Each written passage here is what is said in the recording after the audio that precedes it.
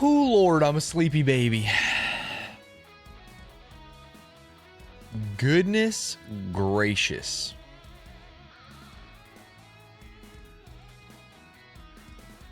What's up, Brooke? Sheesh. What's up, Chuck? What's up, Tenario? Unpaused. I'm just too worried about going through the Vordur, whatever it's called, Vordire process and not streaming for like 4 days. I know they're going to have my ass from 10:30 to 4. And so I got to figure it out. What's up, Banjo? What's up, TV? Oh. Hamburger. Damn it. Feels Thank you for the 23 good. months. Lock them up, Stanz. Well, maybe. Maybe I will lock them up. I'm hoping I don't get selected. Is it not early AF there? It is. I'm just trying to get a quick stream in before jury duty because otherwise I won't stream for like 7 days. And if I get selected, this is going to be a nightmare. I have a 1 in 71 chance of getting selected. So my options are to be honest, truthful, and do my duty, or say some out-of-pocket shit.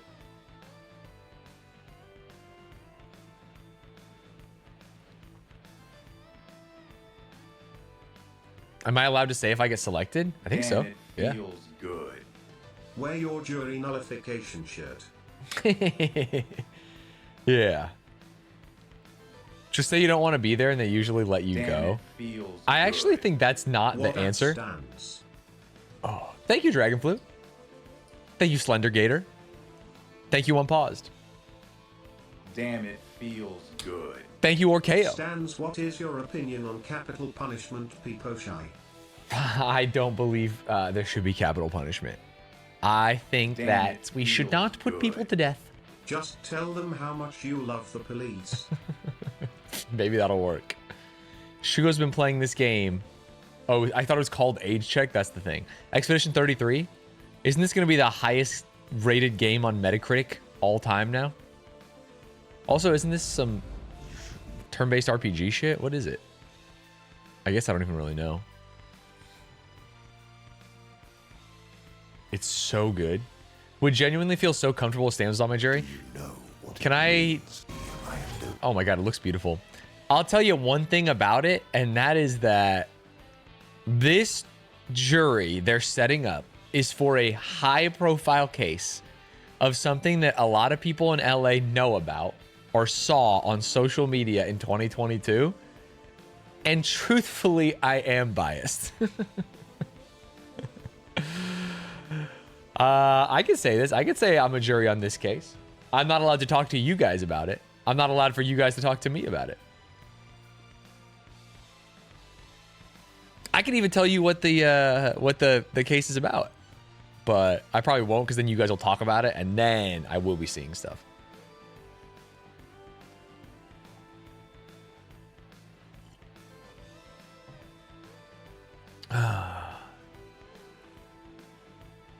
But I understand innocent until proven guilty. And so even though a less jury-pilled man would look at the defendants and say, lock them up,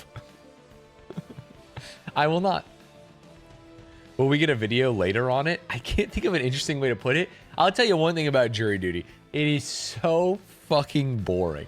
And honestly, I don't want to like discount torture, but putting 71 people in a room with no moving air, I feel nowhere am I more anxious than a room with no airflow and someone speaking Is slowly. this Marketing Monday? I would rather die. I can't even finish YouTube videos with how slowly these people are talking. And so the judge repeating himself. Damn, it feels good. Good morning, Stanz.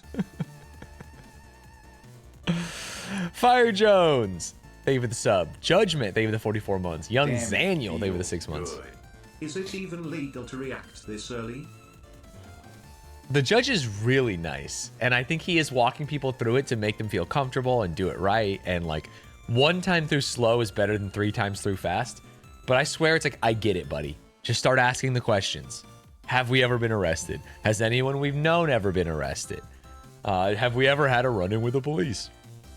Stuff like that. I got called. They never chose me. Got a free paid day off work and sat in a room for 4 hours. You got a paid day off? I ain't getting paid. Which I will tell them when they ask me today. Funky Sheev, they have the prime. Guilty, not guilty is so outdated. You're the asshole, not the asshole. Everyone's assholes. What is ESH?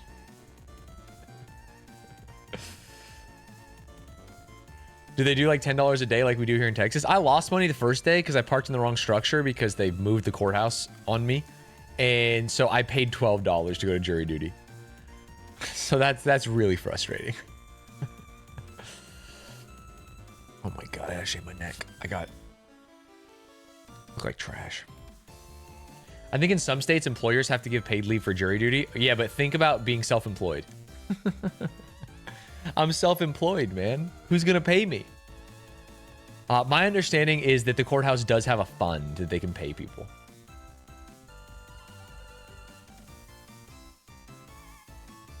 Chat, we should all sub to pay for jury duty. Call up Dan Clancy. Daniel? In New York, it's $40 a day. I mean, anything's better than nothing. Because I go in at 10:30, and then we get a break at noon, which is like an hour and a half before lunch is psychopathic, dude. Just either move our lunch later or have us come in earlier. I don't want to drive in just to sit there for an hour and a half where half of it is roll call, where they call you by a number, by the way, because it's illegal to use your name. But if you don't respond to your number, they then immediately say your name, and then people go, oh yeah, that's me. The fuck? So I have to listen for 31:43 all day. And then we go to lunch. So I don't have to pay for parking anymore because I know where to park. But then I have an hour and a half for lunch. I can either jet home or buy something around there. So I'm spending more money. Oh. And then I go back.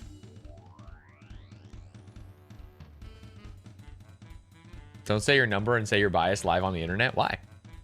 Here's the crazy thing. I'm going to tell the judge. He's going to ask, have you seen anything about this case on the news? And I'm going to say, yes, I have seen something about this case on the news. And he's going to go, what have you seen? And I'm going to say, I saw social media video of the event. And then he's going to say, do you think that you're going to be able to get past this? I'm going to say, I don't really know. What do they do with super public cases like Luigi? You just, he just tries to tell you, you have to set aside your biases and not learn anything more about it.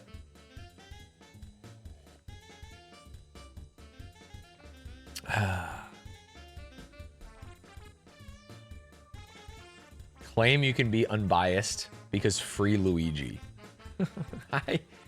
Can I say something maybe controversial?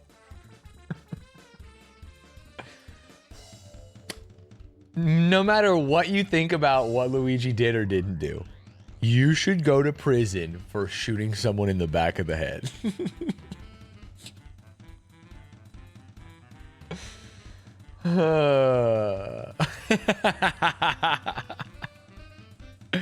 Yeah, if they find him guilty, that's what I'm saying. It's like, hey, maybe he did it, maybe he didn't do it. That's up to the jury. But I think that if he did it, he should go to prison.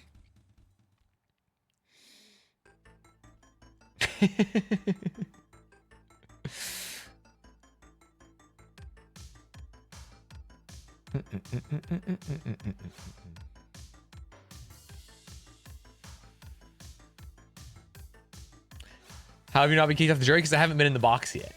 So basically there's 71 of us. They put 18 in the jury box and then they ask him those questions. And so I'm just going to go and sit there and listen to those questions again and again and again until it's finally my turn to go into the jury box.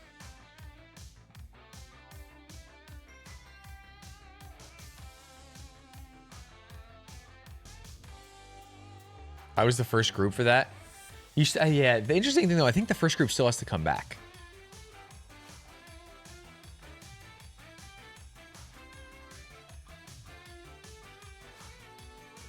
Crazy because they just sat all 60 of us in one room and the lawyers pointed at you and asked their questions randomly. I mean, maybe the lawyers will ask questions later. The lawyers and defendants are in the room, but right now it's just the judge. Which means that I think in a dream world, we get through the judge's questions to everyone today, and then we go back tomorrow and answer the lawyer's questions. Yeah, it's unbelievably slow. I feel like I spent all day there Friday and we didn't do shit. I just want to work. I just want to stream. I just want to make money for my family, dude. I would assume Judge cuts down the 71 before he goes to lawyers. Maybe. I don't know.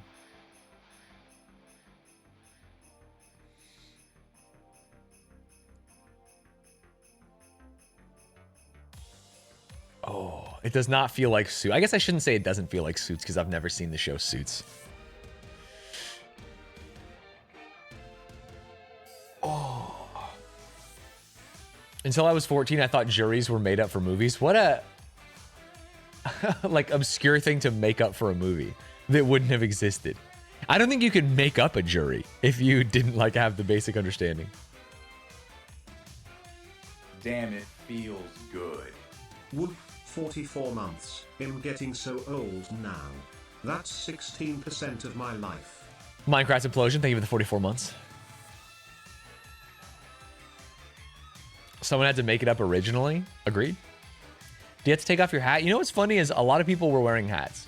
And today I decided instead of showering, I'm going to stream for an hour and a half before jury duty, or 2 hours, whatever.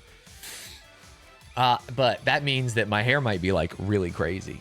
I might go to jury duty. They won't pick me if my hair's like this, huh? What's up, Judge? Damn, it feels Hey, good. big dog. Chuny, maybe the prime.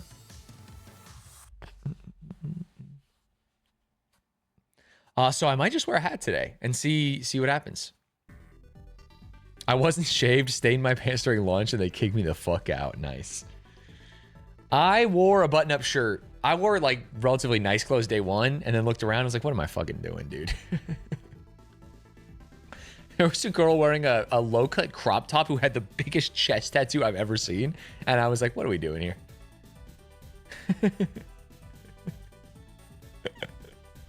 I have no idea what the veil is saying. But it's a maybe. Do. You should wear the unpaid intern dog costume to it today. Veil, I'll just send you what the case is offline, dude. I don't give a shit. I don't know if what you said was correct because I'm not sure what you said, but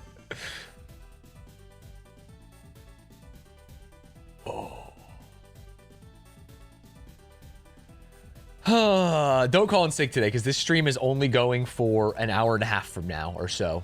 Because I do have to drive into jury duty and then walk to the courthouse and then take the elevator up. And it's a slow elevator. If you don't get chosen, will you tell us what it was? Absolutely. If I don't get chosen, frame one, I'll tell you guys what it is. And I'll tell you my thoughts on it.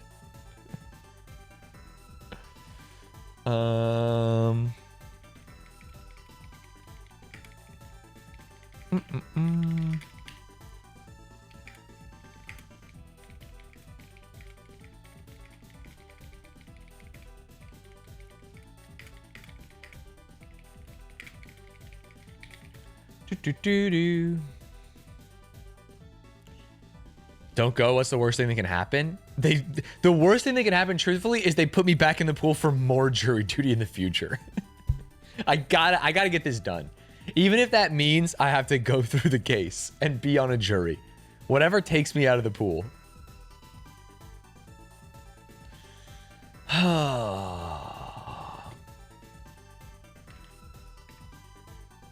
I think they could fine you too. Yeah, I can't get fined. Damn, it feels good. A local game shop near me is going to start hosting competitive PUZ events starting Sunday. Time to go put the lessons learned from your teachings to work.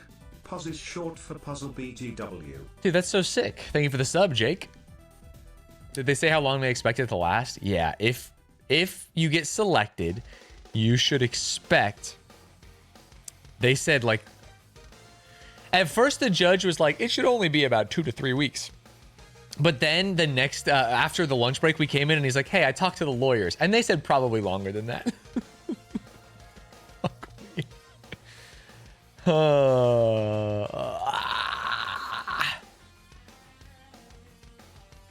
I actually think that, like, were I not only self-employed, but like a content creator where my only money comes in if I'm working, and that, like, if I'm not streaming, that means there's no YouTube videos. Everything halts if I'm not streaming and making YouTube videos. And so I'm extremely concerned about my income during jury duty. Can you tell them you will publicize details of the case and your liability? I've thought about telling them that my job is as a live streamer, which is essentially a radio DJ, and that sometimes things just come out. What's the worst that could happen? Can you tell them you're racist? Dude, this Indian woman, he asked if anyone was racist. The judge did this whole preamble of like, I hate asking this question because I know that people are good. But when I ask this question, you're going to understand why I asked this question. And then he asked if anyone is going to discriminate based on race or religion and stuff like that. And a lady raises her hand. This, like, I don't know, 45, 50-year-old small Indian woman.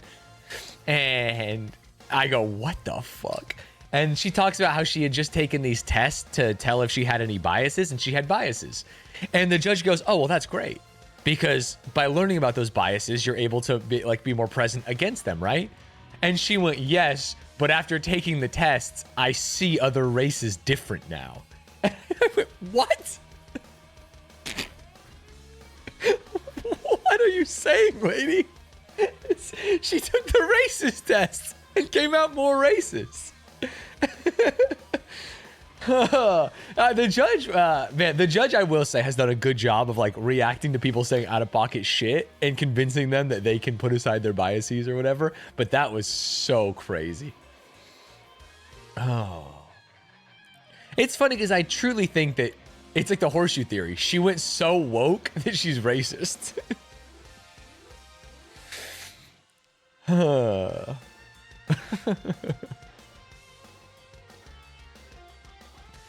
I don't think saying you're racist to get out of jury duty is worth it, because then there's a room of people that think you're a racist. Tell him your wife is QAnon. Doesn't that just get you a spot on the Supreme Court? Hey, am I right? Shout out Ginny. What's her name? Can't remember the last name. I'm going to tell them I can't make money if I'm at jury duty. And I do think that they are going to offer me money should I get selected. But I think that amount of money is going to be so low. And it's not even about the money. It's about the momentum. I feel like you go away for a week. I go away for a week. Half you fuckers are watching Squeaks and Northern Lion. I gotta clock in, clock out. Oh. You'll probably get a free lunch. I didn't even get a free lunch. They have a cafeteria, but you have to pay for food or bring your own. It's actually such a miserable. I just feel like if the judge spoke faster, this process would be half the time. That's my only issue right now, actually. I think that it is our civic duty to give people a trial by their peers, but man, the guy likes to bloviate.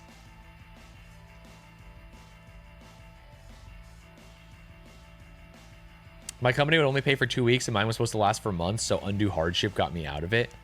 Wow. At least your company was willing to pay for 2 weeks.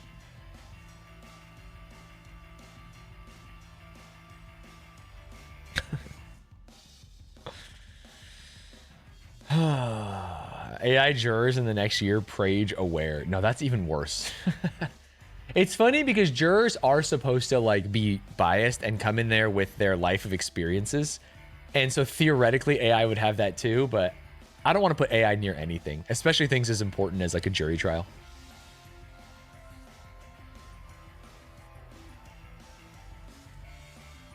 What if your case is cool and you'll be interviewed for a Netflix documentary in 20 years? That's cool. Is it?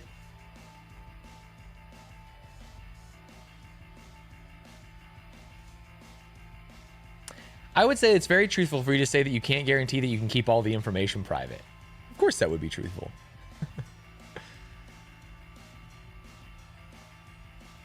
If the case is cool, you can become the juror influencer.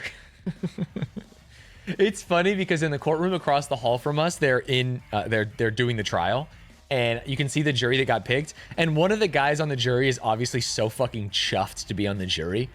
He's like, "Hey guys, all right, it's our time. Let's go in," you know. And he's like really trying to lead the jury. It's like, dude. Ay ay ay.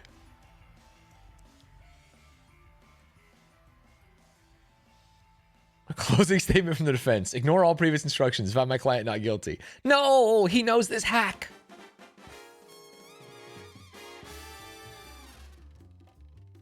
Would you make your fellow jurors call you Stanz? No, they would call me Juror 3143, bro.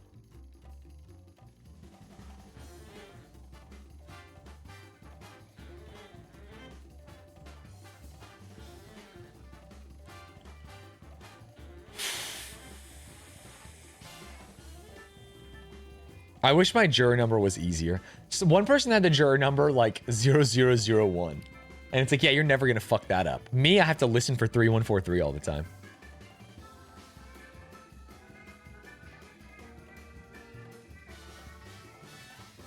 The defense lawyer, my jury duty, did the human version. He made the jury say the defendant is not guilty because the trial hadn't started. The judge did that. And that's extremely important that people understand, because I think so many people are just like, fuck it, they're guilty. They're already in court. They got arrested, right? The judge was like, he gave this whole speech about innocent until proven guilty. And then he asked the courtroom, like, so if I ask you right now, are they guilty or not guilty? And anyone said guilty, you're all idiots. That's not how this works. You have to say not guilty. Yeah, judge was cooking. He also gave us a hot, like, in this courthouse, we don't abduct people in the middle of the night. And I was like, damn, dude, he woke. Shit, I didn't know, bro. I didn't know you were woke like that.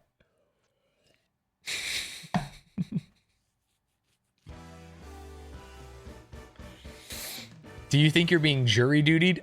No, I'm not being jury dutied.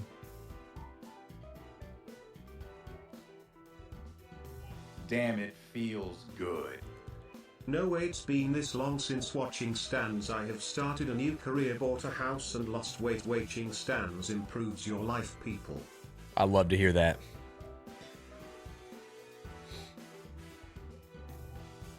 If you see James Marsden, get out.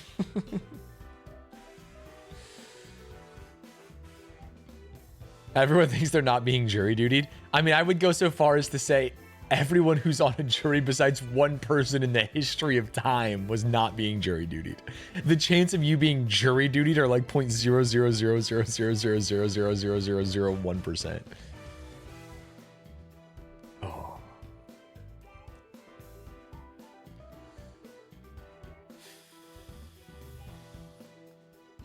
So you're saying there's a chance? I accidentally opened the New York Times instead of New York Times Mini. What the fuck are you doing here? Hello? A progressive mind protected by jock insurance. I think that title is so dog shit. What the heck?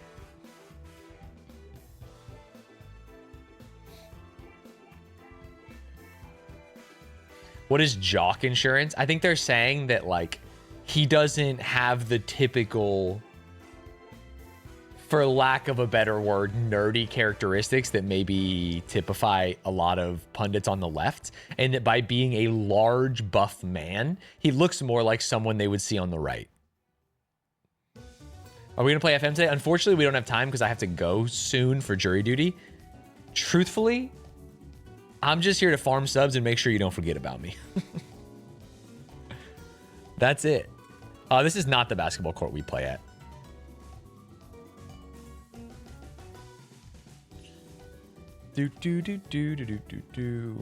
Live stream jury duty, though? I wish I could. If you're a big, buff, masculine guy, the right can't just call you a jealous little dweeb and you can always challenge them to a fight. Yeah, which I think is huge for the left. Straight up.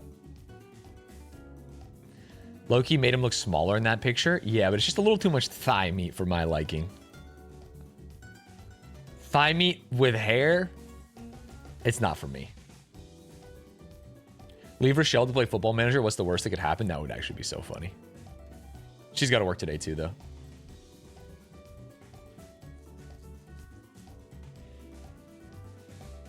It would be fun to do, I was going to say a mock trial stream, but I guess OTV did that. And Michelle Kari did that.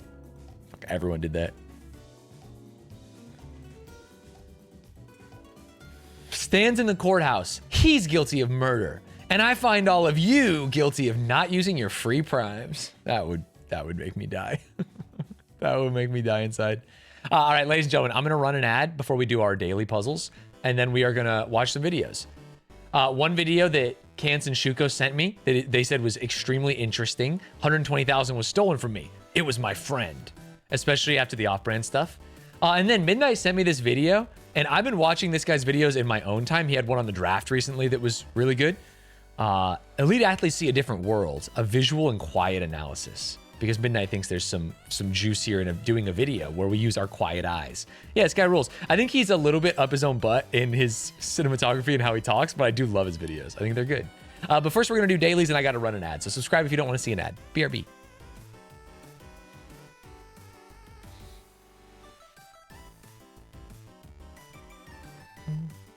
What would make it better is a bunch of white guys, lemonade stand versus the yard, and Stanz is the judge. But what would be the case?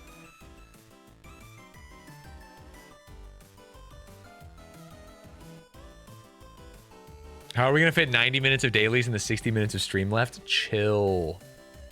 It's not going to be 90 minutes of dailies. It's going to be so fast.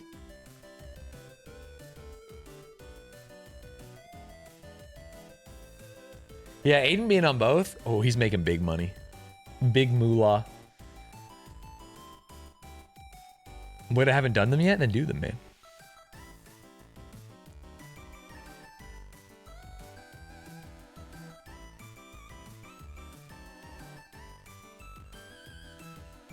Damn, you think this guy's just fucking murking someone right now?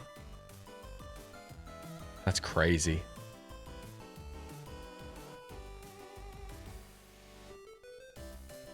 He's playing VR chat? I can tell because the boner. See how he's sitting, hiding it?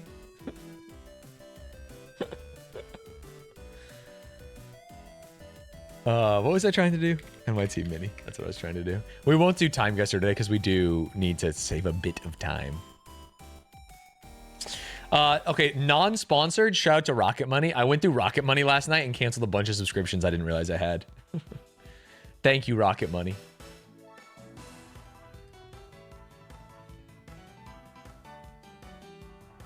I wish they would sponsor me because I do need the money. Well, I say it without it being an ad because unironically, I think it's good to sometimes talk about products and services you use not sponsored so that people can tell.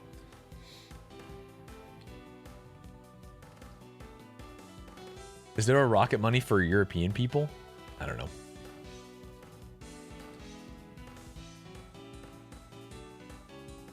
I accidentally paid for GeoGuessr for a full year and didn't use it. Yeah. No one signed up till we get a code. I don't think Code Stands works anymore. It worked for a while. I mean, I had a sponsor for a while, but that shit gone.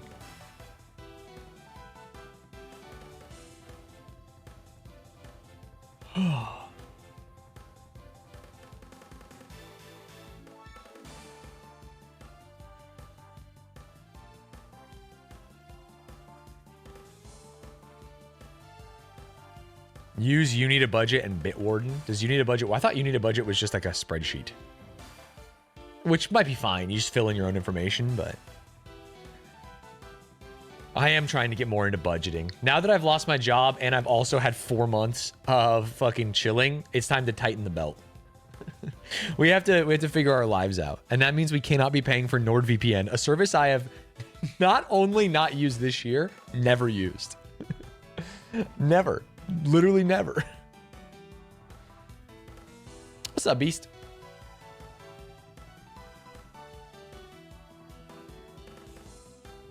When do we Football Manager? As soon as jury duty's over. I mean, I want to play Football Manager this week. I want to play. I saw a tweet that was like, nah, man, my team lost to a Christopher Nolan movie, and it was Dunkirk, and that shit was flames. I have to go in an hour and a half, and that's not enough time, and we got to do our dailies, and we got to react to some videos for Only Stands, and we got to figure our life out.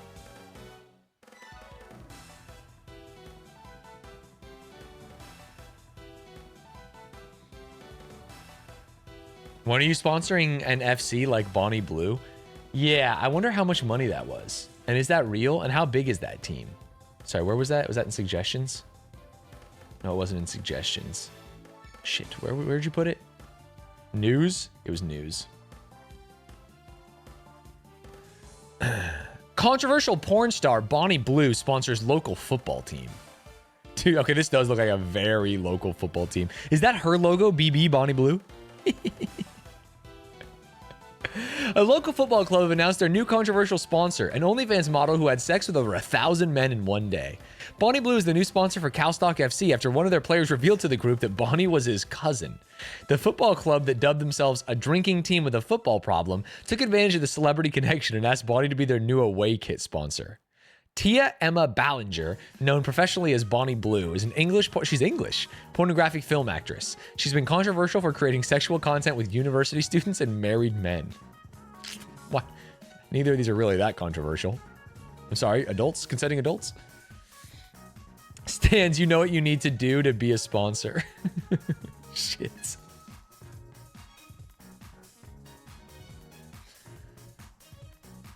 Power to her. Sheesh.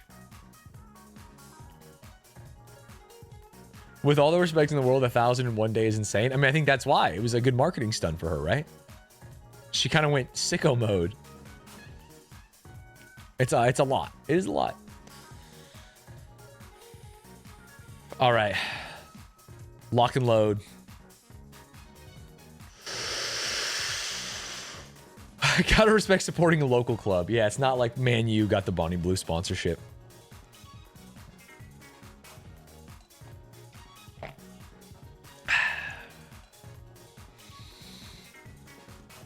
Chef's Creation, food. Iconic Madonna hit. Virgin, no. Section of a tennis court used when playing doubles. The sides. State of mind. Mood. Mood? This is bad. I don't think any of these are right. Not amateurs, pro. Rarely used word meaning sadness. Snow place like home, igloo. Great. That helps us. That helps us completely. Went after in court is sued. Yo. Fill time on stage is to vamp. Vague. Vogue, strike a pose. Section is... I don't know what that is. Oh, I don't know what that is. Chef's Creation? Oh, dish. Thank you. Sorry, I'm slow today. Rarely were... Oh... I don't know. Yo, hey. Oh, the alley? There's a tennis alley? Yikes. Duller. That was a tough one. There was some tough words in here. Some people don't know vamp, duller, the alley in tennis, the two lanes on the side. I just called it the sides, and they did not like that.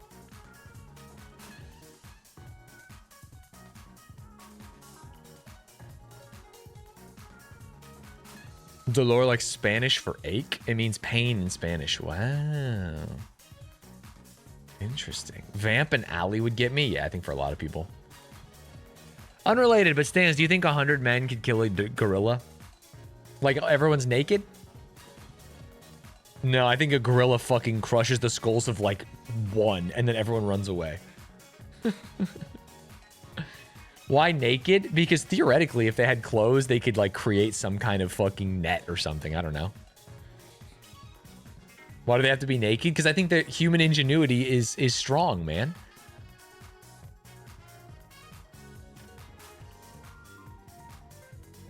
That makes sense? Makes sense to me.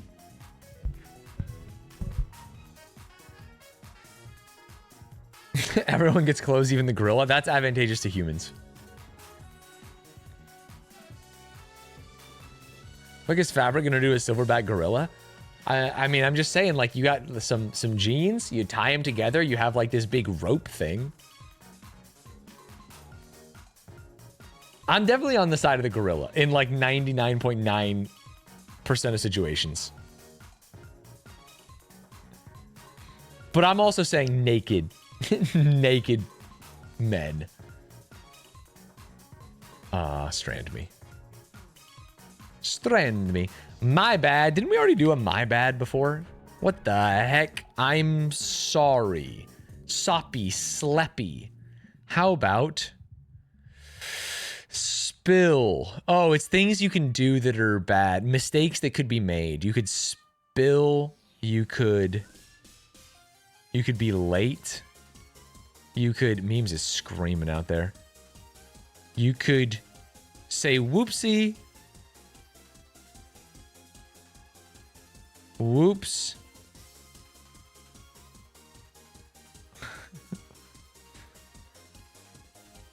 Whoopsie. Whoopsies. Is this anything? Why is there whoopsie in the middle, dude? You could slip. There we go. Ah, yes. You can get that toppy. What the hell is this? What is this? Toe. You could stub your toe. What the heck? They really don't like whoops.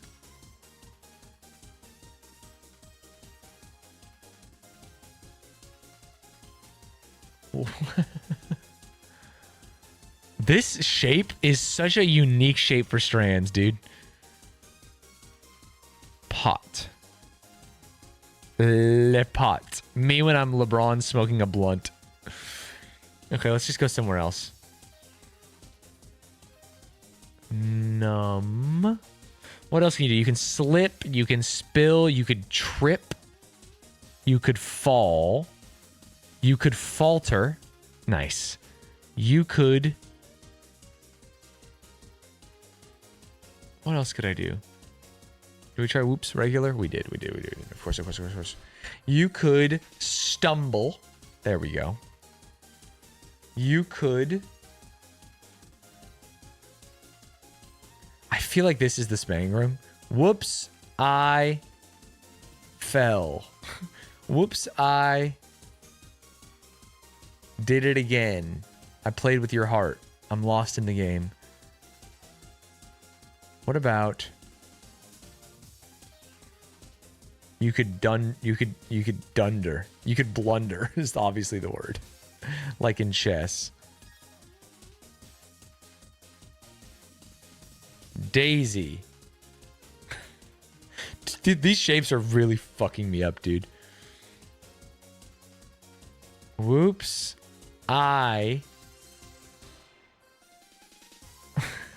It's not gonna be that.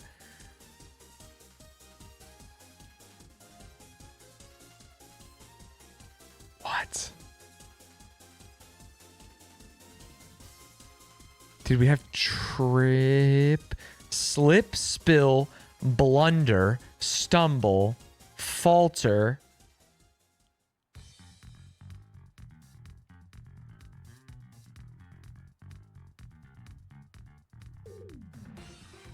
Poos.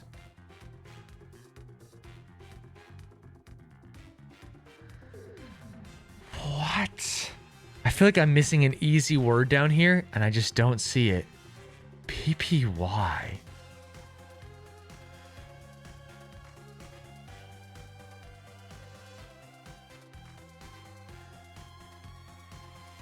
Oh, topple. I am missing an easy word. There we go. And now it's just the spangram. It's whoopsie daisy. I saw whoopsie and I saw daisy. I could not figure that out. Thank God. God damn. God damn. Rip the sub 60 minutes daily dream. That was still fast, buddy. Buddy. All right, do Beffrey and Sumal have the same color name? And is that freaking anyone else out?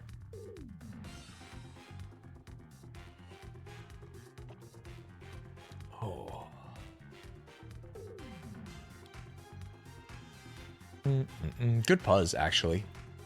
Not terrible. They don't? It's funny because on the overlay, they don't look the same, but on the pop-out chat, they look exactly the same. I wonder what that means. Different. Oh, they're on different monitors. Maybe one of my monitors is shit.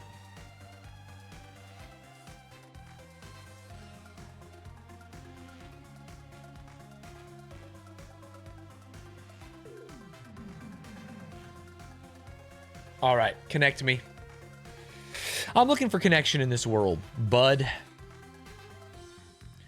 Moose, drain, bear, tire, hair, bore, tire mark, exhaust, plain, spray, spare, fiber, wax, simple, fingerprint, and gel. I think one of these is going to be things that you could use to identify a crime scene, and one of these things is going to be shit you put in your hair. Like gel, wax, mousse, and spray. Or fiber, even. But then you would also have like tire mark, fingerprint, hair. What's the last thing? A blood spray. A fiber. Oh, like fiber on your clothes. So I think this will be the blue, and it'll be DNA, not DNA evidence. It'll just be evidence at a crime scene. And so then if we have mousse, wax, gel, and spray, mousse, wax, gel, and spray. Then we have plain, simple, bare, plain, simple, bare. To bore is to cut into the earth, but it could also be the beginning of boring. To bore, to tire, to exhaust, and to drain. And then that gives us... Wait, what? To bore, to drain, to exhaust, and to tire. And then that gives us our last one, which is plain. I've already forgotten. Simple. Have we used spare?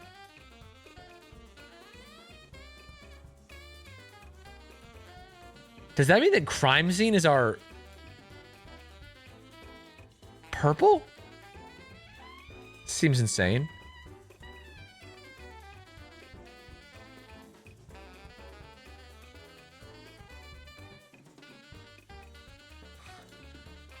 Okay. I said it was going to be our blue, but the other ones just seemed remarkably easy. Am I crazy? Mousse, wax, gel, and spray.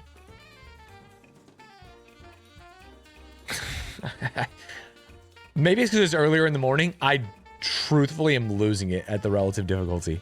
Okay. I'm definitely not understanding something around here. To exhaust, to bore, to drain, and to tire. Are you kidding me? What? The difficulties made no sense for me. Yeah, today this is whack. What? And then plain, simple, spare, and bare.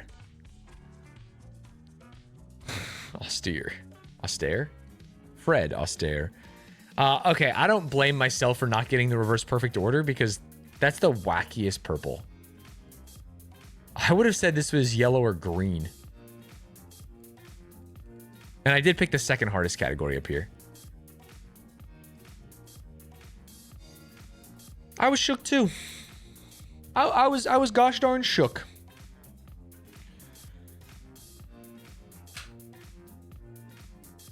Oh.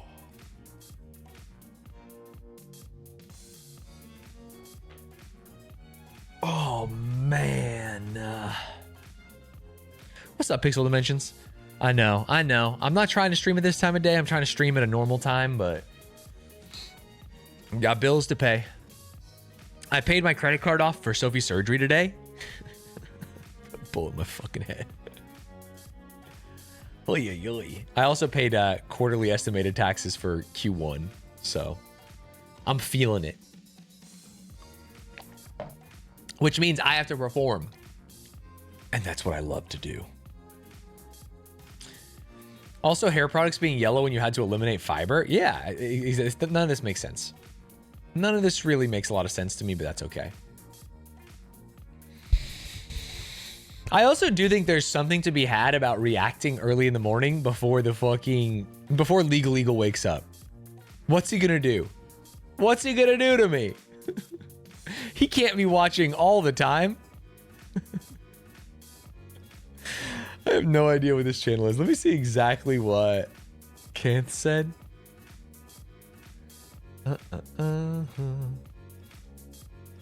Just watch this video. Kind of a low stakes thing that might be interesting to watch and cover for only Stanz.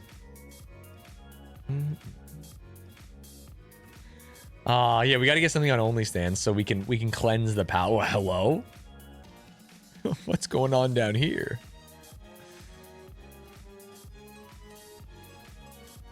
Charisma on Command is such bullshit slop. So we're watching $120,000 was stolen from me. It was my friend. So it's not about it being Charisma on Command. It's about money being stolen from him. But maybe not. We'll see. I'm afraid to say I've been a legal spy this whole time. I'm drafting a C&D as we speak. No. Raham, thank you. This is some YouTube drama that's going on.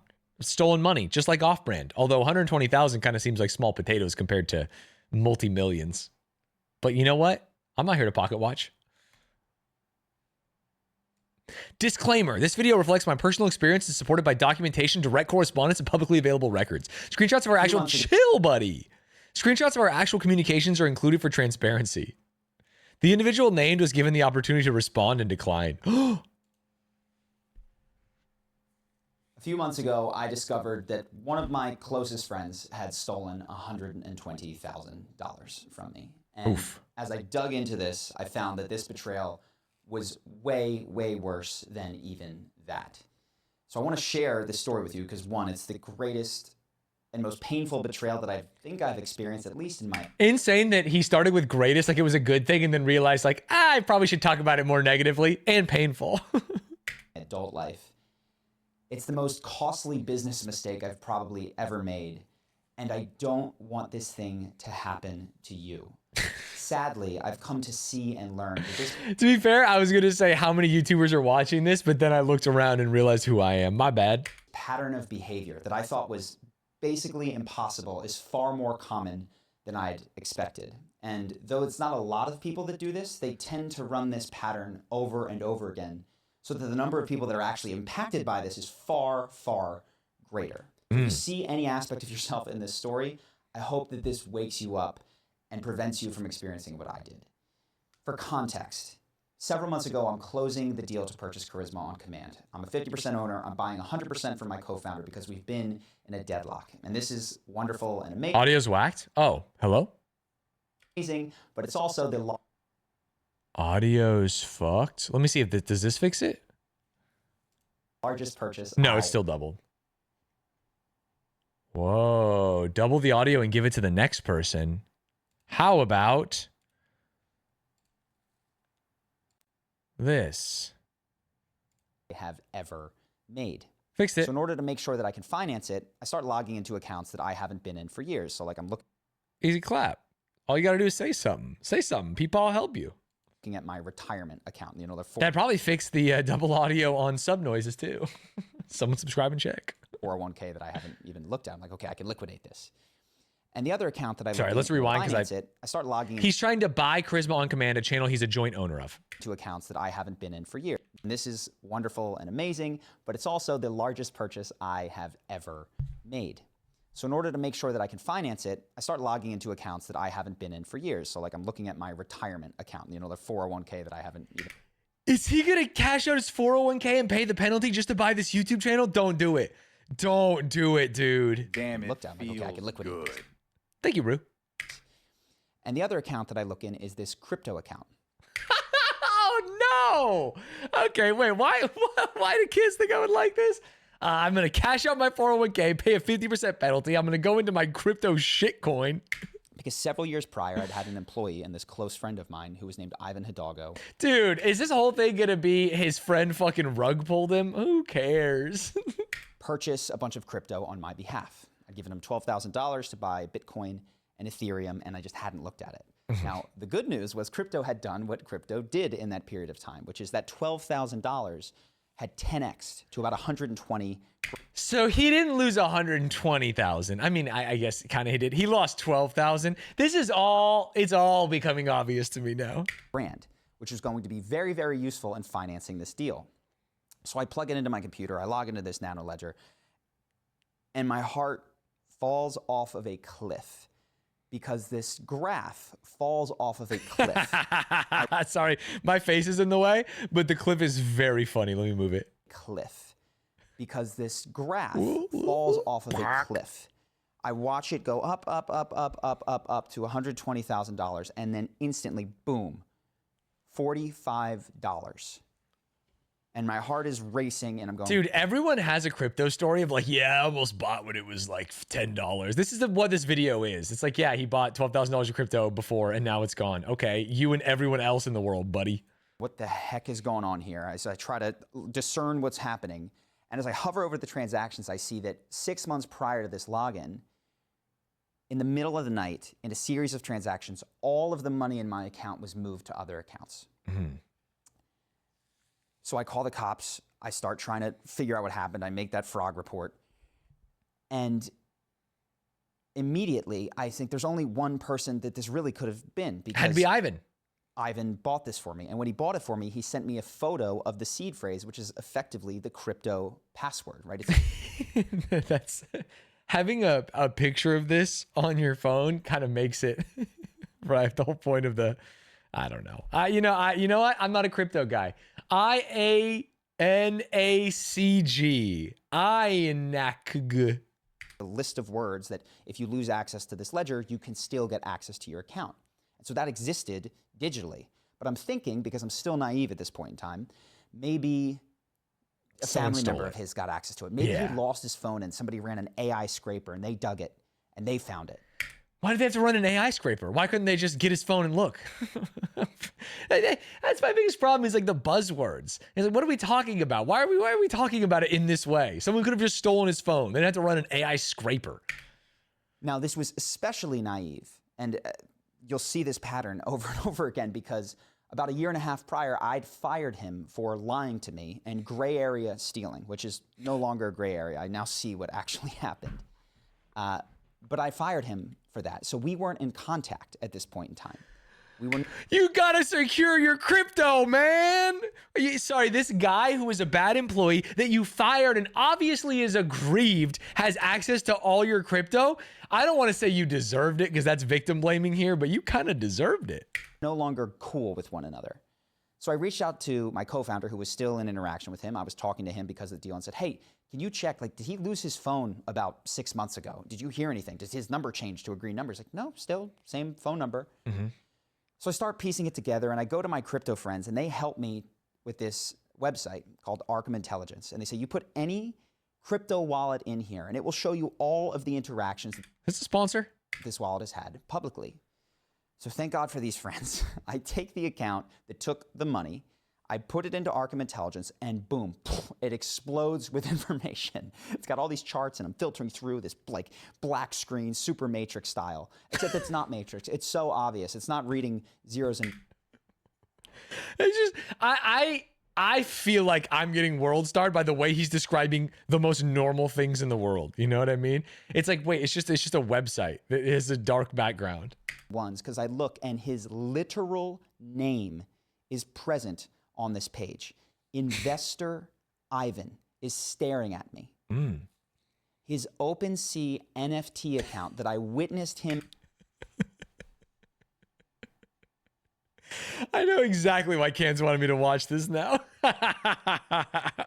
access from my apartment is listed as No. having interacted with the account that took the money. So thank God. Thank you. You know who you are, my friends. I love you. I appreciate you. You helped me a ton. So I feel a huge wave of relief, but also like, oh crap, no more deception. You know, this is what happened. So I draft this text in this email, which is to him, hey, I know Oh, exactly what happened shit. on this night. I know exactly what you did. Send this crypto back, and this will be the end of it. If you don't, there's going to be a civil and a criminal case, and you're looking at potentially years in jail because, you know, I've done the whole ChatGPT, what could likely happen. Thank God he did the ChatGPT. What could likely happen, man? This is not a small amount of money. So he didn't get a lawyer. He just ChatGPT'd what to send the guy? That's insane. A significant amount of time goes by, like a day or two, when I get a response from him that is, hey, I'm on vacation, not sure what you're talking about, essentially. And I'll put receipts up so you can check it out if you'd like. Ah, I'm unclear on the wallets you're talking about. I don't have access to any of that info, so this all comes as at a surprise to me. If you come with huge allegations like this, then I'd like to see some proof, but the majority of my crypto is stored in a cold storage wallet with all records with it. Once I get back on Monday, I'll double check in case it was a mistake, but I doubt it. I write back, you know what I'm talking about. Don't pretend. Send me the money. I'm hearing through my co-founder, who I'm discussing this deal with at the time, that he really doesn't know, because he's talking to him and saying, I've never heard of this. This is so strange. I haven't heard from years. So weird. I'm on vacation. I'm busy. I can't even handle this. And he's treating it seemingly like it's not a big deal. So I continue to write, and I'm talking to friends who tell me that I'm going to have to show him hard evidence, because in one of his texts to me, he says, these are huge accusations. If you have any hard proof, I'd like to see it, which is a weird thing to say. It is a weird thing to say, because it's like, if you're Ivan, you don't think proof exists. Like, I didn't do this. So it's like, send me hard proof, but like, wait, what? What are you talking about? How would I have hard proof of something that didn't happen? But I do. And so they coach me through the recording of this video that I start the first time I record it. I'm screaming and swearing. And I show them, like, is this what I should send to him? They're like, no, less swear. Hey, you motherfucker, give me my goddamn money or I'll kill you and your family. And they're like, well, maybe tone it down, Mr. Charisma. We're not trying to scream at him. We're trying to get him to send the money back. So they help me with the charisma aspect of this, which is to flatly explain everything in this video that I send to him. This is you, Ivan. This is your wallet. It's only got like 30 transactions in the last 4 years, and there's multiple instances of you interacting with investor Ivan on OpenSea, which is your OpenSea NFT account that I can tie directly to you. The options that you have are continue to deny this, bring that denial to court, and see how it goes. I wouldn't recommend it. You're going to lose both the civil and criminal case, and then you're looking at actual jail time. Okay. I don't recommend it. I'm willing to do that. The other option is that you can send me back the money now. And what do you know? He gets this. Whoa! Well, thanks for letting me know. I'm sorry for causing the stress. I'm sending the full amount of Bitcoin tonight. I have that handy. Ivan, what the fuck?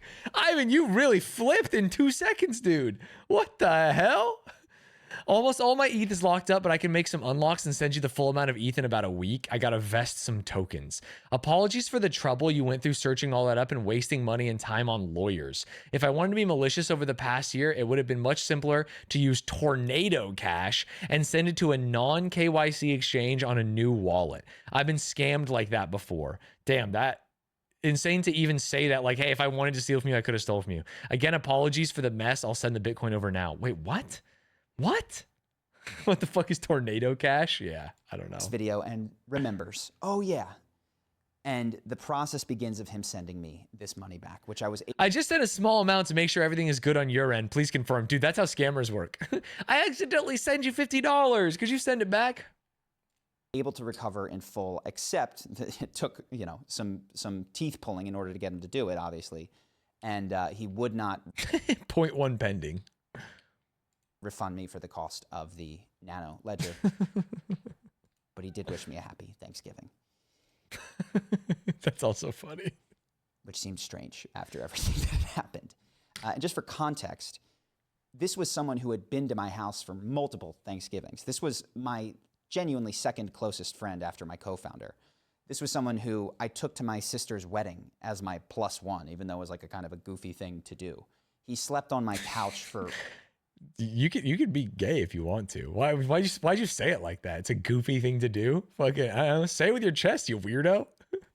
Months. Or don't say anything. Just say I took him to my sister's wedding. Time, full access to everything in my life and my heart. Genuinely, like so much care and affection and trust. I think the story's way better if they were former lovers. And to him, so that happy Thanksgiving line, it just cuts even like, holy shit. Was any of this real? And that thought keeps echoing in my head because yes, I have the money, but now I can think this guy's been hired for years. He had intimate access to everything in my life, including my business. So I have to go look. And at this point, I've bought the business. So I now have access to his old email account and my co-founder's old email account. And there's just correspondence in there that is helpful for me to dig into. So I start. It's about to get juicy. Oh, it's about to get so juicy. Start going into Ivan's old email account, and I find, which is something that you should start to pay attention to, a lot of weird stuff. The first thing that I find is seemingly ridiculous lies. Like one of the things that's in there is a lease agreement for the apartment that he'd been living in. And he told me that the apartment was like a certain amount of money, let's say X per month. But this lease agreement has it listed as 1/2 of that amount of money. Mm-hmm. Why lie about that? And I started to see there were so many of these like unnecessary, small, for seemingly no purpose lies that I was able to corroborate through this email and through speaking to other people about this. I also started to talk to people, and I found that there was this pattern of behaving differently around people of status and power. So with me, I experienced him as very... You're telling me a crypto guy was behaving different around people with money and or power? No way! Very generous and very kind. My brother was friends with him, but he'd stay at the apartment. But my brother was constantly complaining that he was not paying for coffees, that sticking my brother with the bill, that he was stealing his clothes, even though he would tell him not to do it and sort of just shrugging it off. And I was like, oh, you know, they're just bickering. It's like, you know, like they were almost like brothers themselves, like me and my brother, whatever, it's fine. And I realized that when I stepped away from the business, this same thing happened, which is now that I didn't have power, our relationship completely shifted. He stopped answering my calls. He stopped talking. Like it was just over. And so this pattern of behaving one way in the face of status and power. Imagine being the guy's brother where you're like, hey, bro, your friend who's been living here is really an asshole. And the brother being like, nah, man, Ivan's cool. He's just wearing my clothes. If someone wore my clothes, that's the third strike. You know what I mean? It's like, if you ever touch my stuff again, you're out. Genuinely for others is something to pay attention to and to listen to the stories of people around you who relate this to you. But far more serious, in these emails and in correspondence with my co-founders was the founding story of why we had even hired him. You see, at the time when he was hired, I think in 2018, I was very busy with videos, and my co-founder did this hire. He ran the process, and I. Oh, dude, is this an inside job from the co-founder? People, but I hadn't seen any of the references. I hadn't really seen the application. I hadn't seen even. There was a story that he had sold his digital marketing agency, Ivan had done this, to a larger digital marketing agency for 3 million Canadian. The amount of red flags, yeah, I want to make this clear that like no one should get scammed. This guy, Charisma on Command, does not deserve to be scammed. But honestly, the amount of red flags is blocking my vision. You know what I mean? It's like if someone tells you they sold their company for $3 million, one, you want to ask, why do they want this like mid to low level job for a YouTuber? It's like, what is happening here? Ask a single question. And I do want to bring it up because this is exactly what happens in like crypto and other like new get rich quick schemes. Whereas like people just start doing it and saying it and not asking a single question. Which is why he was wanting a new era of his life. He wanted to be a mentee essentially at a larger business, but had all of these digital marketing skills and provided tax documents and references and weird looking like income forms. But dentists. Wait, what am I looking? What am I looking at? He did marketing for dentists. Oh, okay. That, you know what? Now I get it. I was just really trying to understand.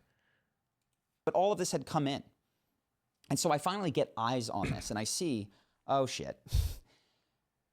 As I start to really look at it, yeah, at first glance, these are tax documents. They're like signed, they're filled out. Except the business number and the year is listed as, well, this is like a 2016 tax document. But when I run that business number in Ontario's business lookup and find the actual business, the business isn't founded till September of 2017. Oh? So I'm looking at a tax document that doesn't correspond with public records. He's written in his application, like, this is the name of the company I sold to, but I can't let you talk to them right now, the lawyers or whatever. It wasn't even canceled, you know, some weird thing. But when I call that company and say, hey, did you guys purchase a business for roughly 3 million Canadian in 2018? The woman goes, no. I say, well, maybe you wouldn't know. She says, no, I've been here for 20 years. Maybe you wouldn't know is such a rude fucking thing to say. I don't think he's meaning to be at all, but it's like, hey, toots, maybe you're not talking to the big wigs. It's like, what the fuck are you talking about, man? She said no. Hell no, we didn't buy this company. Let me put you in with the CEO. Oh, okay. I'll have him email you. So he emails me and says, hey, how can I help? And I explain the situation. And within like a 5-minute phone call and 2 hours of waiting, I get back an email from the CEO that says, I do not know what this is. I don't know what you're talking about. Wow. So the entire founding story that predicated this business relationship, this friendship that was, I thought, like so close, someone that He just let a scammer into his midst. You know what I mean? A classic scammer, a guy who lied about everything, was just trying to make a few bones. I would genuinely the gall on Ivan to be like, I have no idea what you're talking about, send proof, to immediate fold of like, oh, I'll send you your money tomorrow. It's so funny. I didn't care about money. If I'd lost money, which I lost a tremendous amount working with him because he was not effective at his job, obviously, because he hadn't done the things that he said that he'd done. Right. That didn't matter because he was my friend. And so this caused a tremendous amount of pain, but also a lot of how the hell did this happen? Like what was occurring in me that I created space for this? And there's a number of things. I told you some of the small ones, but the real one that I want you to pay attention for is if you don't trust your own sense of distrust, because I did not. When I thought that this feels like he's really backfilling it.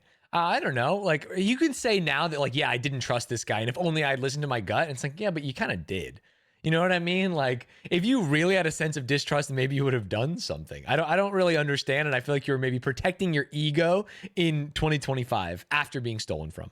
Was lying to me or wronging me, particularly in a huge way, I would start to feel like I actually never trusted him for 6 years. My best friend actually took him to the wedding. Yeah, it's like, I think this is just like, say whatever makes you feel better. I think it sucks that this guy stole from you. I was mean. I was being bad. How could I accuse that person of that? Especially in the face of someone who double, tripled, and quadrupled down. Now, I could confront someone for a minute. If they said, yeah, you're right, that would create that instant relief. But I would feel so guilty. He's presenting this story as if he was a reasonable actor, but everything he did is dumb as hell. Yeah, but it's not a crime to be a little bit dumb. You know what I mean? There's nothing wrong with that. He was scammed by this guy, and that sucks. Believed something bad about someone else that they contended was not true about them.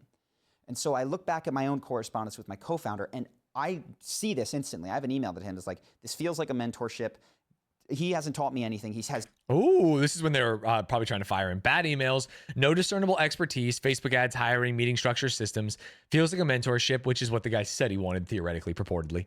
I can't think of anything Ivan has taught me. He isn't blazingly fast. Didn't hire the accountant immediately. No discernible expertise. He can't even seem to. You know what? Maybe I have to take back what I just said in that, like, he's protecting his ego. It does seem like he has evidence from 2018 about the guy being sucky. Right, which was all like, it was ridiculous how bad his work was. It was so bad that we stopped paying him for a month, and that I thought that was such an admirable thing of him to not get paid for that first month, but it was so abysmal.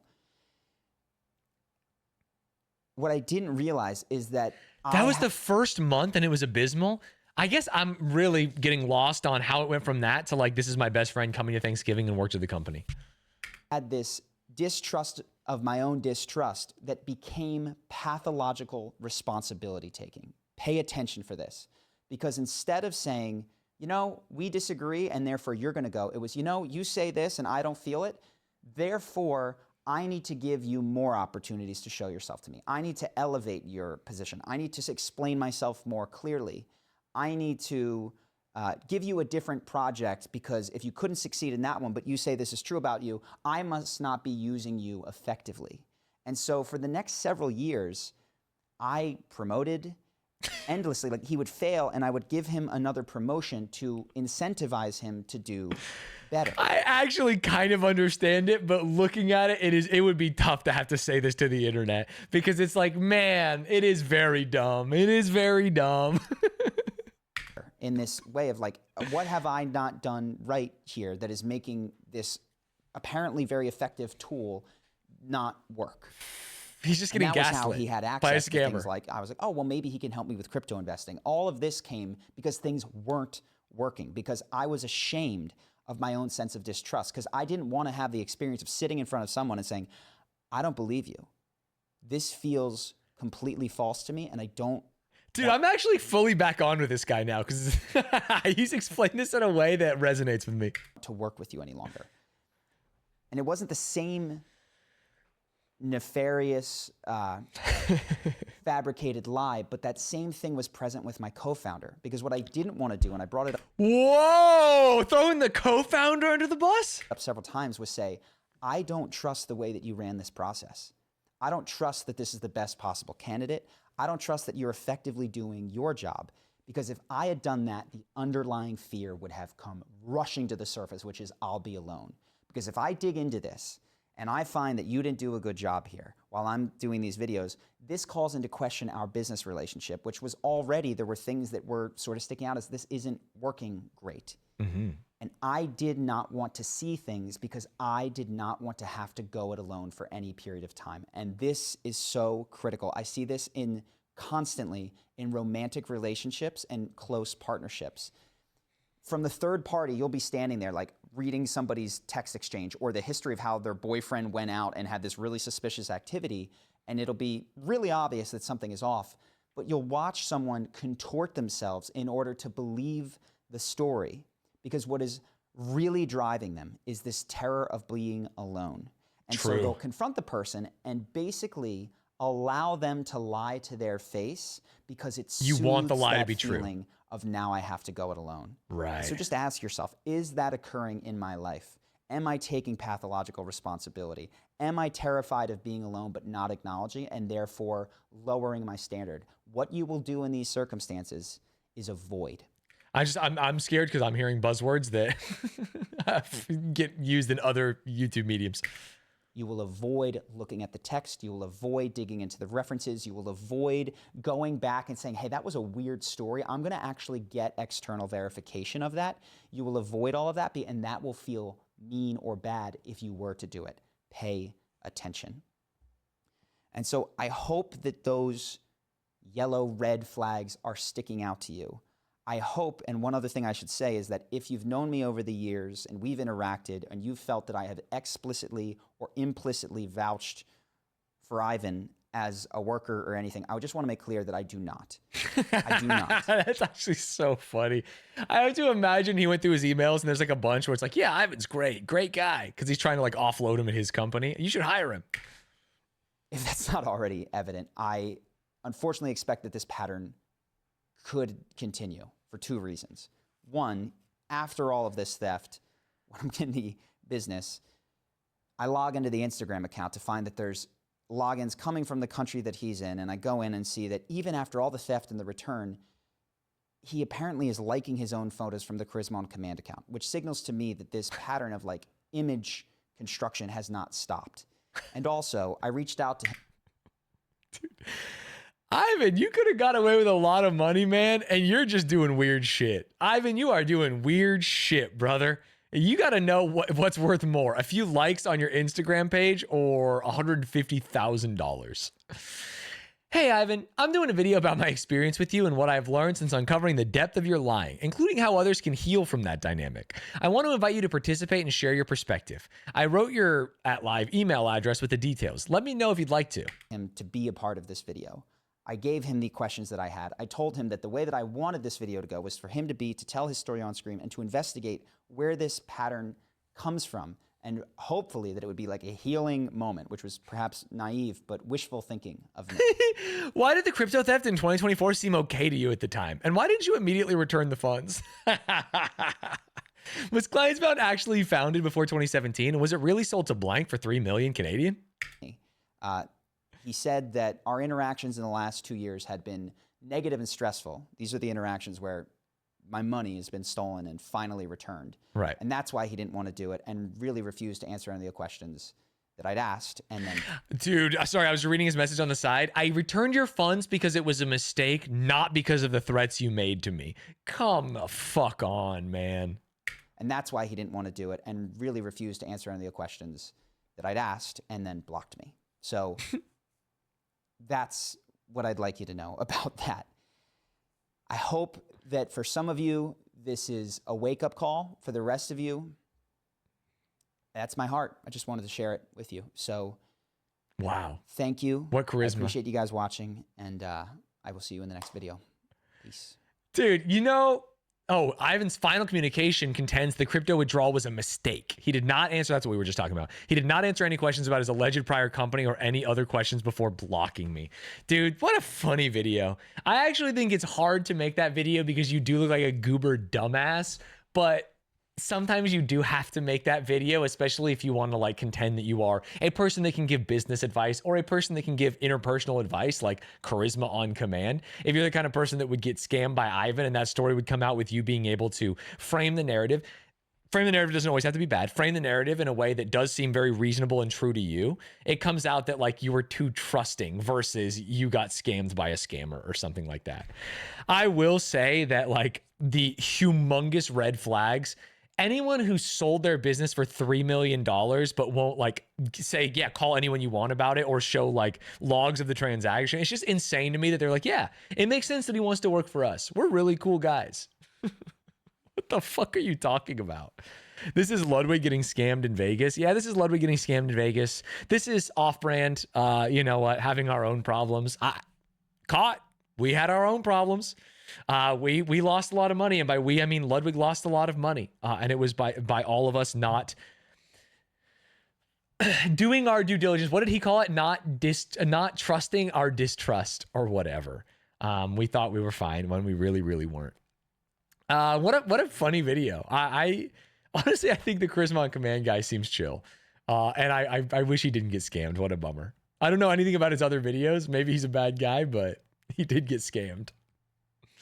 Controlling a bad narrative is better than potential fallout. Yeah, exactly. And it's not, I mean, controlling, I think that it's not like he could have done this whole video and really painted himself in a better light. I think that he went through it and was as truthful to himself as possible as he could be without like really painting himself as an idiot.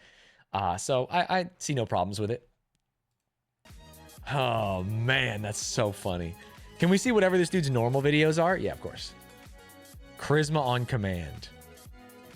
The shift in masculinity is scary. Oh, wait, this seems like a healthy version of that. Yeah, that is. Oh, sorry, you can't see me. That is scary.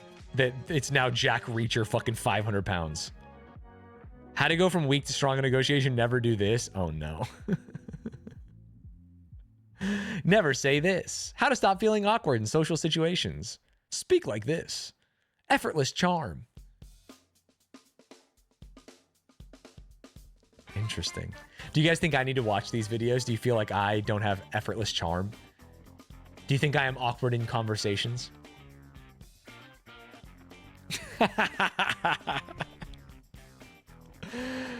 Never say this and the first thing's gonna be like, what up? You don't have effortless charm, but please don't watch those. Chill. I have effortless charm, man. I have a twinkle in my eye and a twinge in my balls. If you don't think Stanz has effortless charm, then watch the Talkie stream. That's what I'm talking about. Don't do this. Never do this. Bro, what the fuck is this guy? I mean, it's probably just like, I don't know, pseudoscience to target insecure people. Honestly, it's like, it looks like mostly incel bait.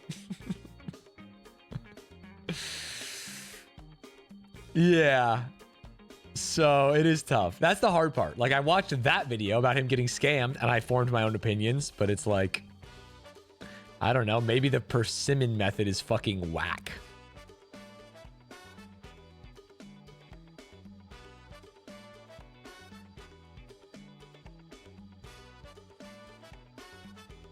The what? The persimmon method. Sorry, permission methods. I was gonna say autistic. I'm dyslexic. The permission method. My apologies.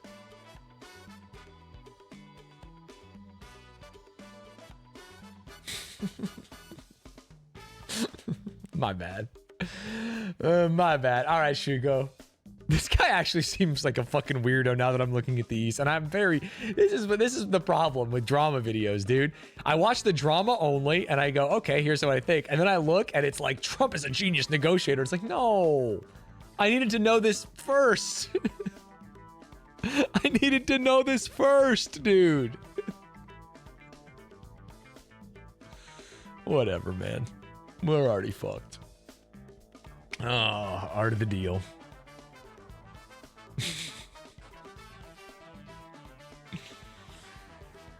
Why the fuck is he called charisma on command? Where's the charisma? Well, I think that those are the tips, right? Instead of having charisma, you can just use these tips and you basically have it on command.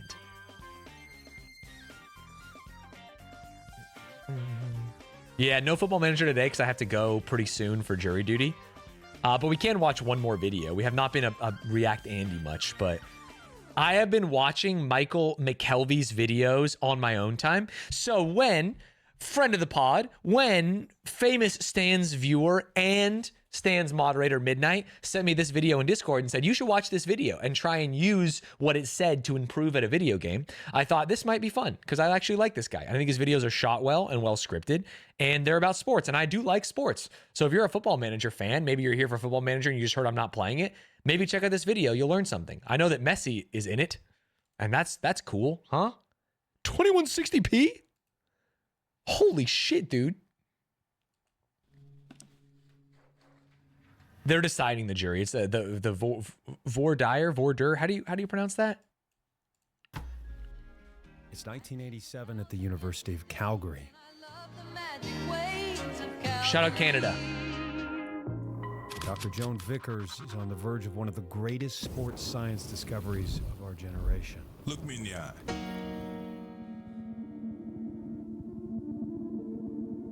Oh, fuck, dude. Are you kidding me?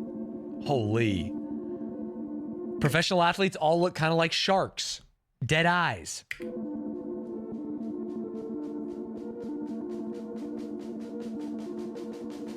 Dude, LeBron licking his lips like a lizard. Looking up, licking his lips. That's terrifying. Imagine being on the other side of this. Fucking fresh meat, bro. Look at me. I knew I was seeing something that no one had ever seen before. It felt like Columbus or the Vikings. This is my eye. It was taken with a camera lens, which is another eye, and you are watching this with your Yeah, the eye. editing. I've been watching this guy's videos. The editing is always top notch. Great B-roll, great music, cool edits, It's a lot of eyes. and a lot of props. The eye, our most powerful tool, the window to the soul, gathering light and sending signals. Within just a few milliseconds, we can take aim with what's most important. We can identify targets. Targets like a cylinder, a spinning ball, the back of the end zone, or a net. Each of these targets are different, yet similar. They all fundamentally require vision. And what's considered perfect vision? 2020, something I do not have. Me either, buddy.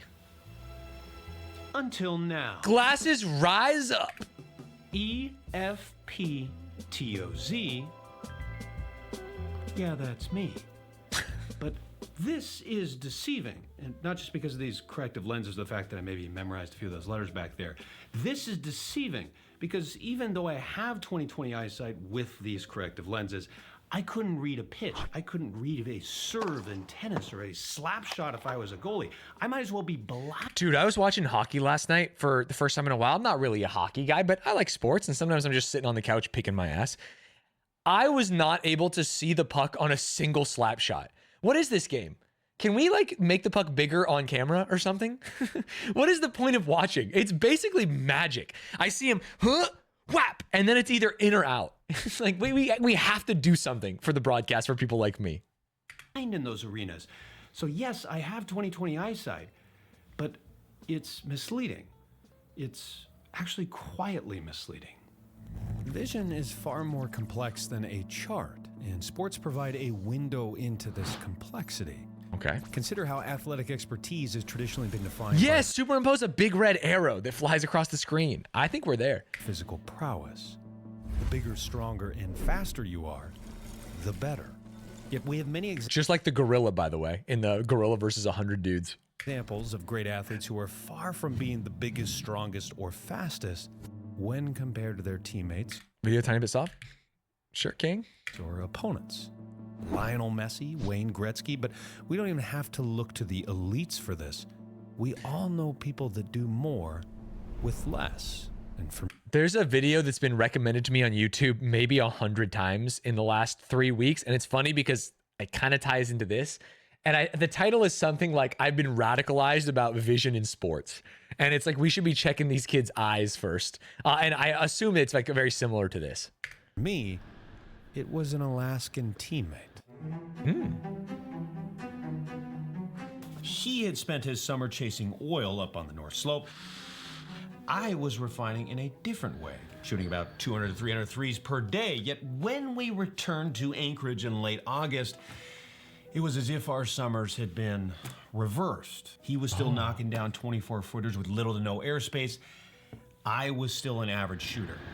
Clearly, athleticism, physical traits are important, but there are athletes who seemingly overachieve well beyond their physical means. What separates them? Most of the time, we are led to believe that this difference is just hard work. It's the survivorship bias. Well, Kevin Durant, Juan Soto, Ronaldo, these guys are better because they're both talented and they worked harder than the rest. But clearly there is more to this equation. Is there? Sorry, is there? I don't know. I want to make sure that I believe like what he's postulating first.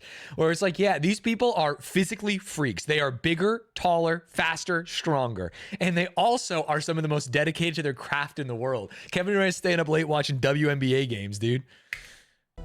I don't know. Maybe I'm falling for the baloney, the survivorship bias of it. Athletes Dude hit one far. Over the double team. just aim better. Just don't miss. Dude, Ninja was right. Wait, what the hell? In fact, it can be argued that a large part of skill is aiming. Judge reading the spin. Mahomes poaching a cheetah. Curry casting. To tell what someone is thinking, start by looking at their eyes. Interesting. So let's go back to Calgary, where Dr. Joan Vickers, a former college basketball player, is curious about just this. No one had reliably measured gaze behavior within sports, so Dr. Vickers had to rig much of her own Whose behavior? gear and also figure out a way to measure and visualize the data flow. Now, it's important to understand the consensus belief at the time, and that is elite athletes directly perceive and observe their environment quicker than the rest of us, than athletes with lower skill level. And because of that, the duration of their gaze should be shorter. That was actually called Gibsonian direct perception, and I actually was in that school of thought at the time. She's flipped. Well, I guess, yeah, because she did the research on it. Events are So they thought that athletes were able to more quickly scan and react to things. perceived, but time is not. What was the simplest way to begin measuring this? Well, Dr. Vickers started with a closed skill, one where there would be less competitive external pressures, at least seemingly less external pressures. Putting. Wow, picking like one of the most psychologically demanding sports skills of all time. People have literally quit golf after missing bad putts. They've broken their putter, thrown it in the river. Insane.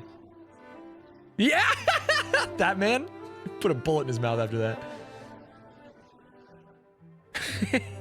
The commentator. In the study Gaze Control of Putting, Dr. Vickers divided golfers into two groups.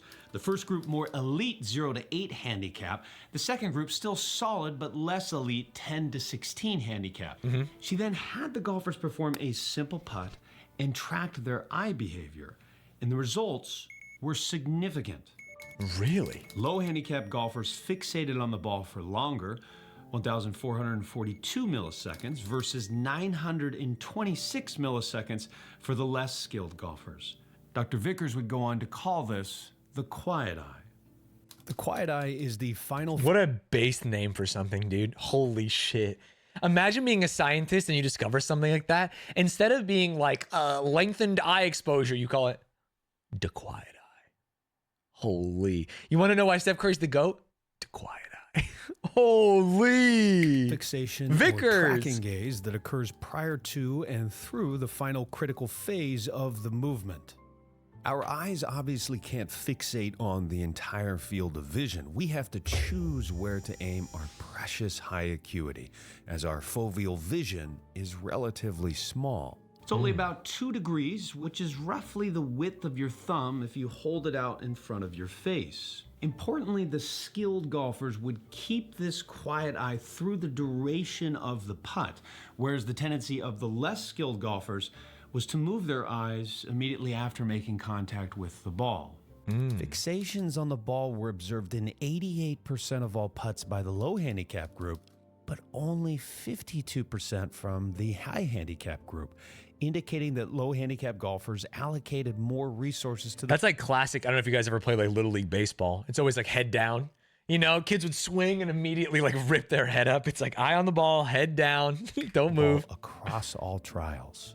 Also, the low handicap group fixated on the ball for much longer, averaging 1,442 milliseconds per fixation in comparison to the 926 from the high handicap group. What?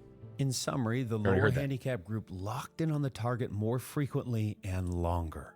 A few years later, the same was found with another sport, another target: basketball.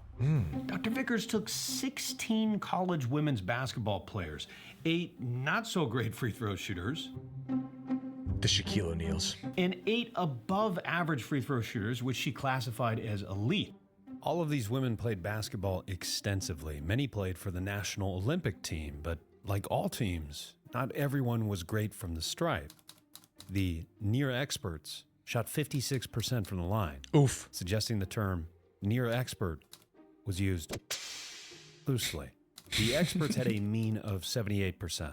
With this new eye tracking device that she created, she tracked their gaze behavior. So what stood like out a rebel visually? pilot.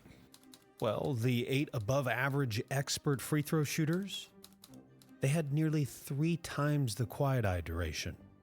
This means that the above average free throw shooters were fixating on their target for nearly a second before starting their motion.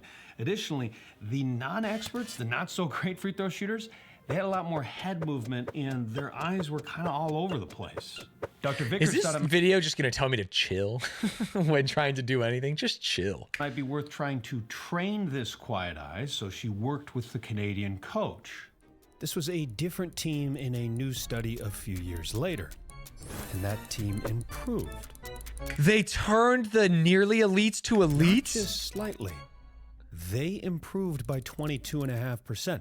That's absurd. That's a crazy amount. Shooting better than the average NBA team that season. Now, for both of these studies, putting... Although, if it's a different team, I mean, different players, or like someone graduating who was a bad free throw shooter, there's definitely room for data manipulation there. And free throw shooting. This was occurring subconsciously. That is, the experts and the non-experts, they did not know what their quiet eye duration was. And additionally, these were closed skills. What about open skills, where there's live competition and our reactions are needed? Number goes to Sagan, he scores! Dr. Vickers took 8 highly skilled goalies with college-level experience, about 15 years of experience on average. Dr. Vickers and Derek Panchuk rigged eye tracking software, this time to a hockey helmet, and the goalies then faced shots from the top scorers on their teams. Do you think this could help me? I'm trying to figure out ways I could use this and test this on myself. Like, I've been playing a lot of Street Fighter, and I do feel like a boomer. Maybe I could react to shit better if I had a more quiet eye, if I looked at them longer. But then what if I don't look at, I don't know. There's a lot to think about here. Taken from 5 and 10 meters out. The results? For 8 out of 8 goaltenders, there was a positive quiet eye duration. Just take a look at this. Every single goalie had a longer quiet eye average on saves in comparison to misses. And this didn't just end on the ice either. Over the coming years, My eyes a do be loud. landslide of evidence across a number of different sports would find similar results. Parallel studies on players such as Ronaldo in football, where they shut the lights off before the ball was kicked, and he still scored. In the last few decades, much has been made about the importance of vision and cognition in sports. So, is the answer just to keep your eye on the ball? Dude, someone in chat literally asked that as he said it. That is so funny. So is the point just to keep your eye on the ball? Damn, he got your ass, dude. Get baited, chump. Puck? No. In some sports, you literally can't. It's too fast. Perhaps you have heard that the average baseball player has better eyesight than the average person. One of those original studies was done by Dr. Daniel Labby, who was an ophthalmologist with the LA Dodgers at the time. Oh, go Normal Dodgers. vision is 20/20. Some people think that's the best vision possible. That's actually just the average vision. And we found the baseball players had 20/12 as an average vision. While baseball players might have above average eyesight, it's not wildly different than mine, at least with corrective lenses. I think you want to move away from thinking about vision as purely resolving a target and think about vision in a more general sense of what the eyes are doing for the brain to be able to make a decision followed by a motor action. This is why baseball players serve as a wonderful fucking eye doctor. Talk to me. example of the complex visual structure we possess. The barrier between the MLB and the couch is not corrective lenses, at least solely. But the barrier between making millions in the couch is the coordination of several actions in a small, unique sliver of time. It takes about 400 milliseconds for the ball to get from the pitcher to home plate. That's it takes so about fast. 150 milliseconds to swing the bat. That leaves just a quarter of a second to observe the ball and decide to swing. For reference, this is how long it takes to blink. I've been working out. For further reference, this is how long it takes to subscribe. Oh, Thanks. nice, dude. If you're successful in this window 20% of the time, but the greatest defender at your position, you probably won't be long for the MLB, if you make it at all. If you're successful in this window 30% of the time and a poor defender, you will still make millions today. A perfect example existed several years back when Dr. Labby was working with the Red Sox. Manny Ramirez was struggling to identify pitches at the time. So Me Dr. too, Labby Manny. went through several visual exercises, all of which Manny found very easy. Eventually, he modified a far more difficult challenge and tool, the Ratner ring. The results? The what?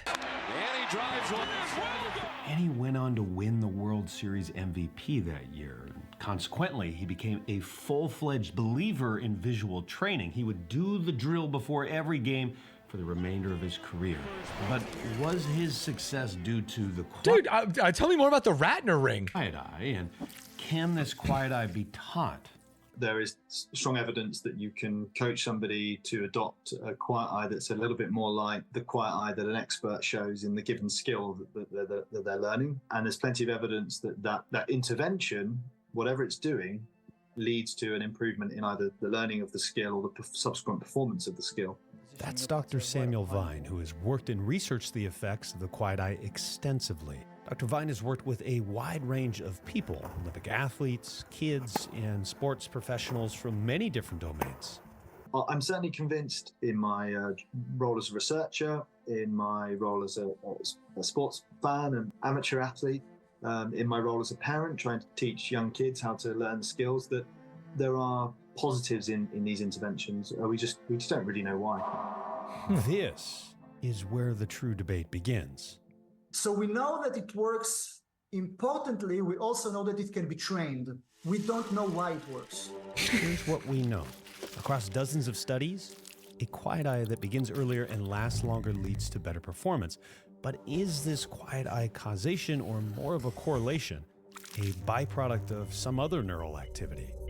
Right. This is primarily where all of the research is focused. A few schools of thought have emerged.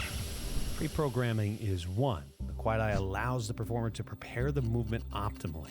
The longer the quiet eye, the more time you allow for your brain to plan this. Online control is another, meaning that the quiet eye allows You have one to glasses? make This doesn't corrections. matter. Buddy, have you not been watching the video? It has nothing to do with the glasses. It has to do with my focus on an object earlier and for longer. While moving. In putting, for example, let's say my hands already started moving, and for some reason there are small inaccuracies in my movement. Perhaps the backstroke is too fast, or the club head rotated in a way I didn't plan for. In such a case, the quiet eye will help me correct it. The longer the quiet eye, the longer the window for this correction to occur. Depending on what you believe, one can train pre-programming or online control. Something I took away after speaking with these 6 different researchers: we don't exactly know why visual training works.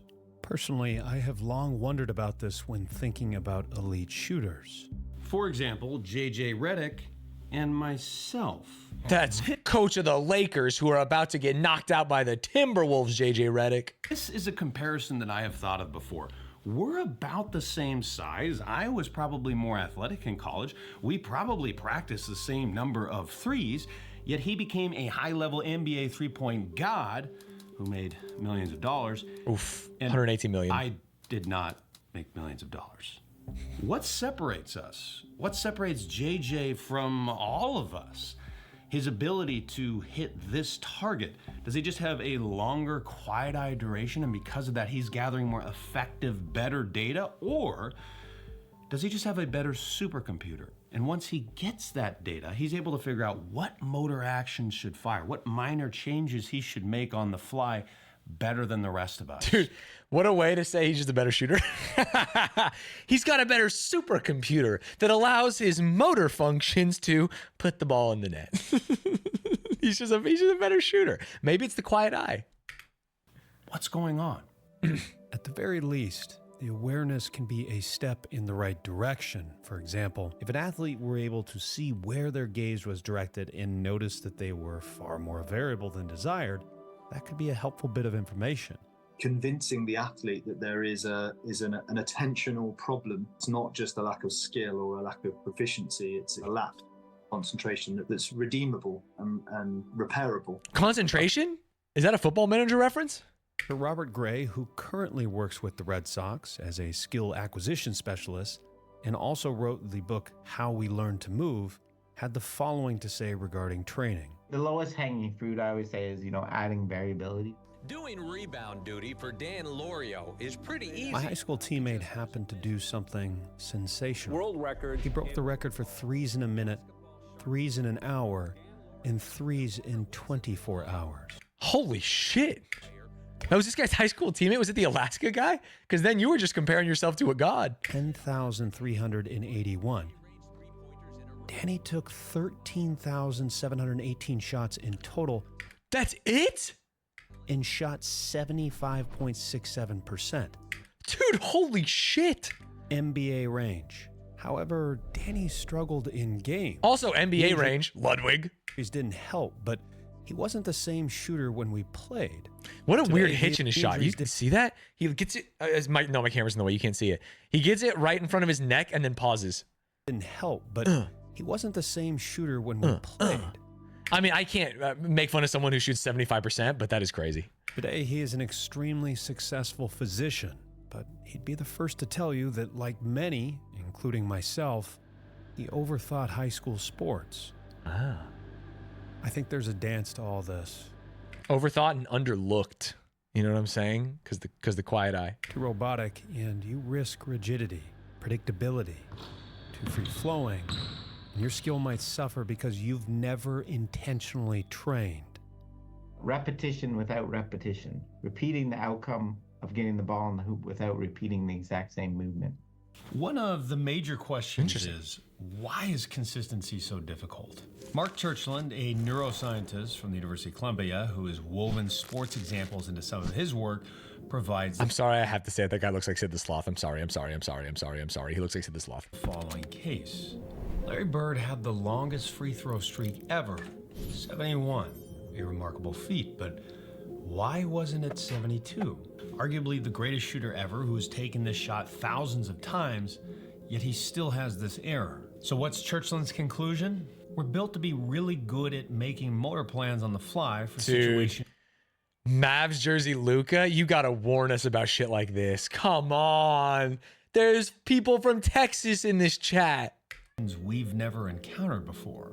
You've never stood on that exact rock throwing a spear of that exact weight at that particular mammoth running in that exact direction, yet you can come up with a pretty good plan for doing it. But we can't hit that mammoth in the exact same way every single time, and we can't make free throws every single time. Even Larry Bird misses. We sacrifice reliability for flexibility. Now that variability might help somebody find a new way to shoot, putt, or kick, but once you find that optimal method, you can try to play the role of tyrant and shoot the ball the same way every single time. Eventually, you will rebel. You will have a breakdown because we just aren't hardwired to be robotic, even though being an athlete kind of calls us to. That kid got an Evo, bro? That's a real baller. That ball costs a lot of money. We are aiming creatures. Shit, I ain't showing up to the park with an Evo. It'll get stolen. But we struggle to aim at the same target over and over. In the grand scale of time, it's a relatively new phenomenon to be called upon to do the same job, the same task, the same skill with so much consistency. But what we do know, the longer the quiet eye duration, the better the performance. So maybe this all just gets back to practicing with more intent, more visual intent, as we attempt to be less human in sports. Hope you enjoyed this video. Make sure to subscribe if you haven't, and take care. Great video. Great video. I mean, I've been playing a lot of basketball lately. I've also been playing a lot of video games lately, and maybe this quiet eye stuff can help me. I also want to shout out Michael McKelvey, who's been making these videos. I've watched a ton of them off stream. They're all great. It's insane. The quality is nuts. These should be, I was going to say these should be on like Netflix and not YouTube, but honestly, fuck Netflix. YouTube's great. We should put more high quality stuff like this on YouTube. It's good for the world. Not subbed weird. Sorry, I'm logged into a different channel, buddy. Cut. I'm such an algorithm slut in that I don't subscribe to really anyone, and I let YouTube tell me what I'm watching today, and it's great. Same with TikTok. No alerts, please. Ladies and gentlemen, I am so sorry that I have to go to jury duty today, but hopefully we will know soon that I am not selected. And then I can come back and I can stream more Football Manager and other video games for you. But today I have to get out of here. It starts at 10:30. Maybe I will shower because, yeah, I might take a quick shower. Who knows? And we'll be back. We'll be back. Don't say don't. I appreciate you all. I will see you all. I mean, I guess I might do an early stream tomorrow as well, if I have to come back, but who knows? And then maybe we'll be done after Tuesday, depending on how selection goes. Who knows? I appreciate you all. Follow the stream. Subscribe to the YouTube. Maybe join the Discord, leave some suggestions. We watch these videos based on suggestions from people in the Discord, and we might do it again, especially tomorrow where we don't have that much time. I'm out of here. I appreciate you, and I will see you then. Goodbye.